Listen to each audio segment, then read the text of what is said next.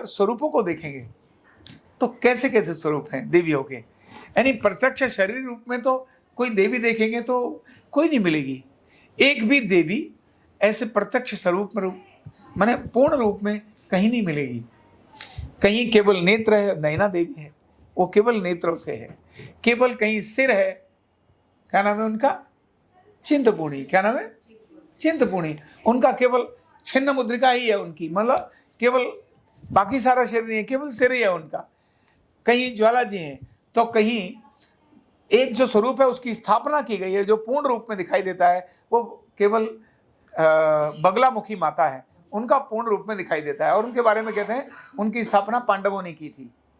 और वह एक ऐसी देवी है जो तंत्र साधना साधक जितने भी हैं, तंत्र साधक, वो सब उनकी साधना करते हैं। वहाँ यज्ञ की बड़ी परंपरा है, माने यज्ञ हवन वहाँ बहुत है। माने मंत्र और तंत्र की साधना को सिद्ध करने वाली वो देवी है। अद्भुत स्वरूप है। और देखने के बाद आप पहली बार आप जाएंगे तो देखते ही पागल हो जाएंगे, बोले ये क्या है। ऐसा बाहर का स्वरूप ही अलग प्रकार से है। जैसे वैष्णो देवी जाते हैं ना, और पहली बार कोई व्यक्ति वैष्णो देवी जाए और चढ़ते हुए जैसे ही पहाड़ पर पहुंचता है और जहां से नीचे वो सारा स्वरूप दिखाई देता है, मंदिर और उसके आसपास की बनी हुई बिल्डिंगें पहाड़ के अंदर, उसको लगता है पता नहीं कहाँ खदान में से एकदम हीरा जवाहरात से निकल के अंदर ना हीरा मिल जाता है, ऐसा नजर आता है। तो वहाँ का दृश्य अपने आप में एक अद्भुत ही है, बहुत अलग प्रकार का है। और इनमें से अधिकांश देवियां, जैसे चिंतपूर्णी देखिए तो एक वहाँ बहुत बड़ा बट वृक्ष है, बरगद का पेड़ है, वहाँ अभी भी वैसा ही है। अगर वहीं आप चले जाएंगे तो कांगड़ा देवी, ब्रजेश्वरी देवी देखिए, वो हमारे तो और सारे देश की, इनमें से अधिकांश देवियाँ सारे देश की कोई ना कोई एक देवी कुल देवी है। जैसे हमारी कांगड़ा देवी की ब्रजेश्वरी देवी जो है हमारी कुल देवी है। अच्छा, उनका भी देखो तो वही एक उसी प्रकार का एक स्वरूप है। एक वृक्ष है जिसके नीचे वहाँ पिंडी रूप में वो स्थापित है। ये सभी पिंडी रूप के अंदर स्थापित है। ऐसा है वो सभी अपने आप में एक जागृत एनर्जी, इसको हम बोलते हैं ना एनर्जी, जागृत स्वरूप है।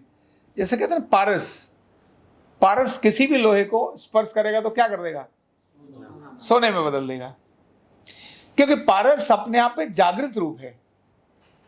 पारस जागृत रूप है।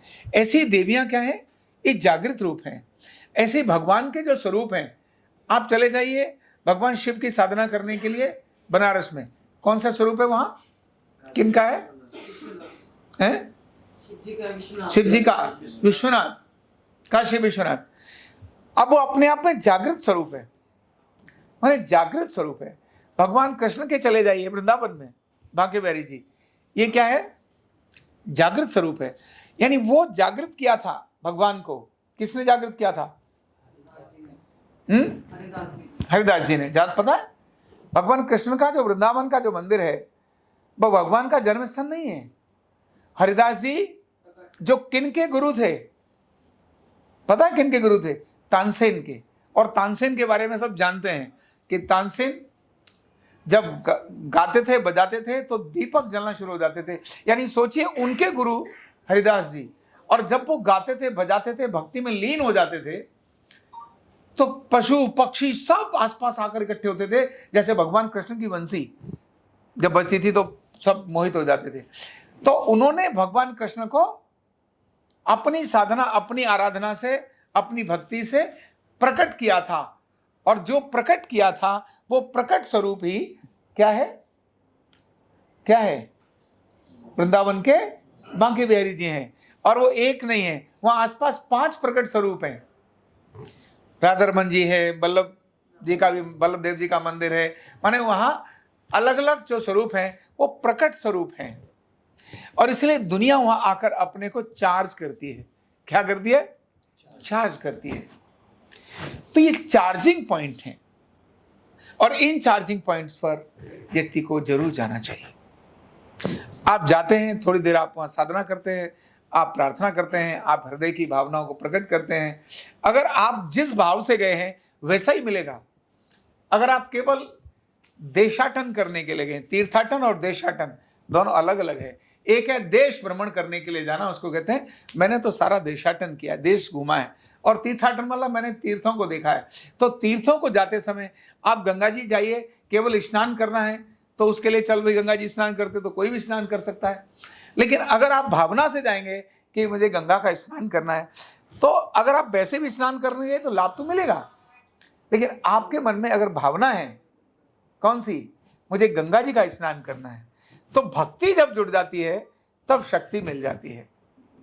तो भक्ति और श्रद्धा ये दोनों अपने आप में बहुत अद्भुत हैं। तो ये चार्जिंग पॉइंट्स हैं सारे देश के, और इन चार्जिंग पॉइंट्स का अपने आप पे एक महत्व है, और महत्व है कि ये उस स्थान के केंद्र हैं, न्यूक्लियस हैं उस जगह के। इनको हिलाना भूचाल लेकर आता है। इसीलिए अगर मंदिर का जीर्णोद्धार भी करते हैं ना, जीर्णोद्धार भी करते हैं, तो जीर्णोद्धार करते समय पर मूर्ति को नहीं हिलाते, और मूर्ति जब हिलानी होती है तो उसकी एक निश्चित विधि है, और अकारण नहीं हिला सकते। भाई तुमको यहां से वहां स्थापित करेंगे इसीलिए हिलाएंगे तो भूचाल आ जाएगा। उनको उस मूर्ति को, जैसे भगवान श्री राम को रामलला के जो मूर्ति है ना, विग्रह है, उसको वहां से हटाया कब, जब उस जगह का निर्माण हो रहा था। तो वह एक निश्चित प्रकार के मंत्रों से आराधना, अर्चना, प्रार्थना, पूजा सब की, उसके बाद वहां से हटाया। और अभी एक धारी देवी है उत्तराखंड में, वो जब आप बद्रीनाथ के रास्ते जाएंगे तो बद्रीनाथ से आते समय एक धारी देवी, बहुत बड़ी नदी है, उस नदी के अंदर उनका स्वरूप विराजमान था। पहले उसमें पानी बहुत कम होता था, आता था, लेकिन नदी के आसपास मतलब नदी बहती थी, मंदिर को डुबोता नहीं था, बस उसके बराबर से पानी तेज कितना भी हो निकल जाता था, रुकता नहीं था, इतना होता था। लेकिन जब सरकार ने और बाकी लोगों ने सोचा कि यार बांध बनाना है, बांध बनाएंगे, बांध बना रहे हैं, तो बांध बनाएंगे तो पानी रुकेगा तो मंदिर डूबेगा, तो लोग जाएंगे, संकट आएगा, तो एक काम करते हैं। इंजीनियर्स ने कहा भाई मंदिर ही तो है। लोग होते ना ज्यादा बुद्धू होते हैं, मतलब पागल जैसे हो जाते हैं, एक तरह से ज्यादा पढ़ा लिखा होता है उतना ही पागल हो जाता है, उतना ज्यादा पढ़ा लिखा हो गया समझ लो अश्रद्धावान हो जाता है। जैसे जैसे पढ़ेगा उसको घमंड आ जाता है, मैं ही ज्ञानी हूं, और ज्ञानी का घमंड होते ही श्रद्धा और भक्ति उसके अंदर से लुप्त होने लगती है, नाटकबाजी से करेगा, चल यार ठीक है प्रणाम कर लेते, वैसे करके वो साइंस से देखता है हर चीज को, और साइंस इज नथिंग।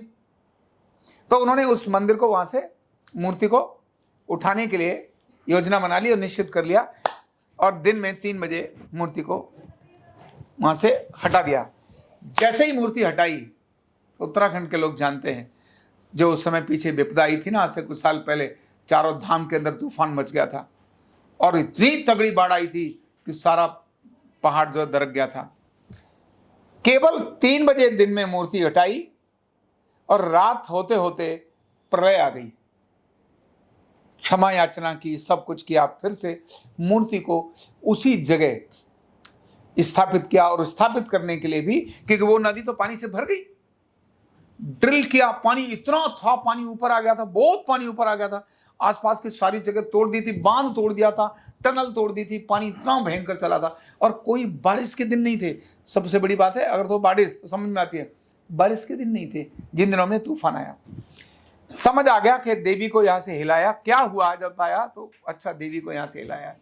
और फिर उन्हीं वैज्ञानिक और बाकी लोग थे, उन्होंने प्रार्थना की, अर्चना की, और नदी के अंदर वहाँ ड्रिल किया। ड्रिल करने के बाद माता का मंदिर वहाँ पुनर्स्थापित किया, उसी जगह पर एक जगह वही है, अब उससे ऊपर उठाए, क्योंकि अब तो पानी आ गया नीचे, तो पिलर आगे लगा के ऊपर ऐसा लगा दिया।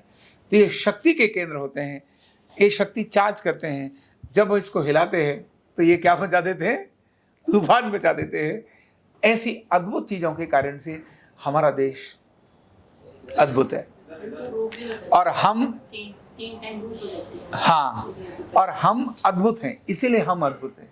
भारत के लोग दुनिया में अद्भुत हैं, ये बात मैं कल बताऊंगा, कल इसकी जानकारी दूंगा कि दुनिया के लोगों को शब्द उच्चारण भी नहीं आता। शब्द उच्चारण किसी भी देश में चले जाओ, जितनी शुद्ध भाषा का प्रयोग हम भारतवासी करते हैं, इतनी शुद्ध भाषा का प्रयोग दुनिया में कोई नहीं करता। भारत का मतलब पाकिस्तान, अफगानिस्तान, ये सब तो भारतीय है। जो भारत का प्राकृतिक स्वरूप है ना, ये भारतीय है। इसके अलावा जब बाहर कहीं भी जाएंगे जो भारत नहीं है, इंडिया की बात नहीं कर रहा हूं, इंडिया तो कटा फटा देश है, भारत की बात करता हूं, आर्यव्रत की बात कर रहा हूं, आर्यव्रत, एशिया महाद्वीप की बात कर रहा हूं। एशिया महाद्वीप के बाहर जो भी देश हैं, चाहे अमेरिका है, चाहे यूके है, चाहे कनाडा है, चाहे ऑस्ट्रेलिया है, चाहे कोई भी हो, इन सबको प्रोनाउंसिएशन ठीक नहीं है। अगर इन्हें संस्कृत का श्लोक बोलने के लिए दे दिया जाए तो बोल नहीं पाएंगे, क्योंकि राग आग बोलते हैं, पूरा ठीक प्रोनाउंसिएशन नहीं है। ये केवल और केवल भारत के लोगों की क्वालिटी है, यानी हमारी अपनी क्वालिटी है। हमारा प्रोनाउंसिएशन इतना अद्भुत है, अद्भुत है। जितने भी आपने हिंदी पढ़ी होगी तो तब तो अब ध्यान में नहीं होगा, जितने कार हैं, टकार, लकार, वकार, मकार, ये सब के ना टंग की ट्विस्टिंग है जो भारत में, और यह ट्विस्टिंग केवल संस्कृत में आता है। तो जिन्होंने संस्कृत का अभ्यास करना है उनकी टंग ट्विस्टिंग बहुत जरूरी है, और उनको टंग ट्विस्टिंग के लिए बचपन से ही उनको, बच्चा तो वैसे ही होता है, सबके बच्चे तो वैसे ही पैदा होते हैं, लेकिन भारत के बच्चों की टंग ट्विस्टिंग डिफरेंट है दुनिया से। इसलिए भारत ने राग और रागिनियां दी, इसलिए भारत ने ज्ञान और विज्ञान दिया। तो बहुत अद्भुत है भारत, और बहुत अद्भुत हैं हम सभी भारतवासी। Thank you so much. Neurotherapy का कंप्लीट कोर्स सीखने के लिए जुड़िए हमारे ऑनलाइन ट्रेनिंग प्रोग्राम से और जानिए करीब 100 बीमारियों का इलाज बिना दवा और बिना मशीन के। इस न्यूरोथेरेपी ऑनलाइन ट्रेनिंग प्रोग्राम से आप घर बैठे बन सकते हैं गवर्नमेंट सर्टिफाइड न्यूरोथेरेपिस्ट। रजिस्ट्रेशन के लिए नीचे दिए गए नंबर पर अभी कॉल करें, और हाँ, हमारे वीडियो को लाइक करना, शेयर करना और चैनल को सब्सक्राइब करना बिल्कुल भी ना भूलें। धन्यवाद।